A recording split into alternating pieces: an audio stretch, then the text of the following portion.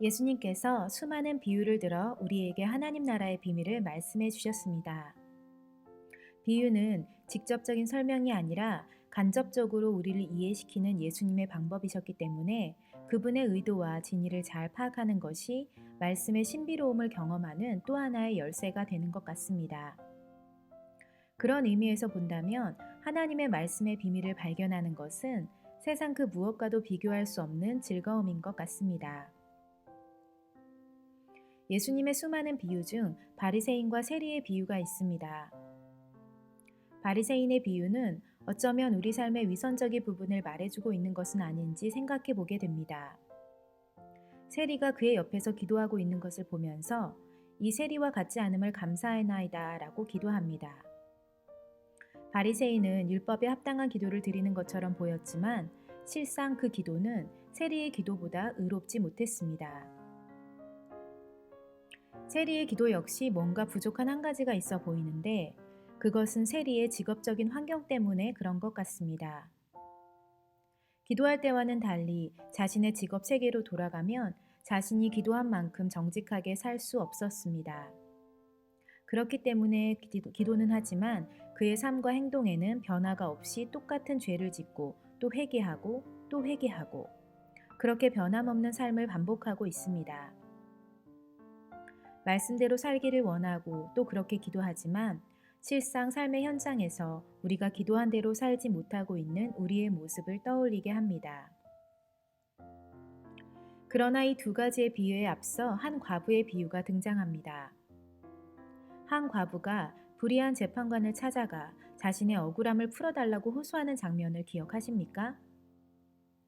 그녀는 원수에 대한 자신의 원한을 풀어달라고 재판장을 찾아가 호소합니다. 그리고 그 재판장은 그 과부가 자신을 너무 번거롭게 해서 그 원한을 풀어줍니다. 예수님 당시의 과부들의 지위를 살펴보면 그 답을 찾을 수 있습니다.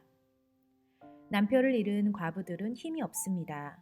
아무것도 자기 스스로 할 수 있는 것이 없고 땅을 살 때도 집을 살 때도 심지어 억울한 일을 당했어도 그 일을 대신 해결해 줄 남자, 즉 기업 부를 자가 필요했습니다.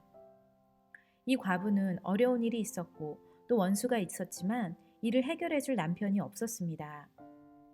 그래서 자기 주변에서 가장 힘이 센 남자, 자신을 도와줄 수 있는 사람을 찾는데 그가 그 고을을 재판하는 재판장이었던 것입니다. 그녀는 그녀를 절망에서 건져내줄 한 사람을 찾는 것입니다. 루키에 나오는 나오미와 룻도 비슷합니다. 이방 땅에서 자식을 포함한 모든 것을 잃은 나오미가 고향 땅에 돌아왔을 때 자신과 자신의 며느리는 과부였기 때문에 과거의 자신의 땅도 직업도 집도 찾을 수 없었습니다. 그러나 그의 집안에서 기업을 물어줄 보아스를 만났을 때 그들의 원한도 어려움도 모두 해결되었습니다. 바로 리디머가 되었던 것입니다. 그리고 이 보아스는 오실 예수님의 예표가 됩니다. 바리새인의 기도나 세리의 기도는 자신의 의로움, 자신의 불의, 죄에 대한 내용을 기도하지만 과부의 기도는 원한을 풀어줄 사람을 구하고 있습니다.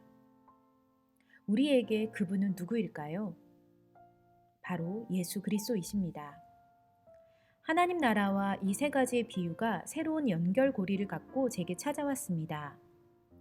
우리의 기도는 필요를 구하는 구체적인 내용의 무엇이기라기보다는 오직 예수 그리스도를 추구하는 기도여야 한다는 사실을 깨닫게 되었습니다. 하나님 나라에 합당한 기도가 바로 이와 같은 것이 아닐까요?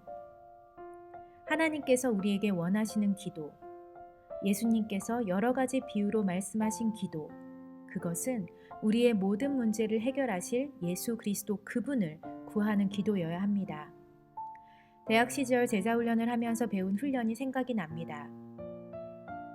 은사를 구할 것인가? 아니면 은사를 주는 분을 구할 것인가? 다시 말하면 우리의 기도가 gift, 즉 선물을 구하는 기도가 아니라 giver, 그 선물을 주는 분을 구하는 기도이길 소원합니다.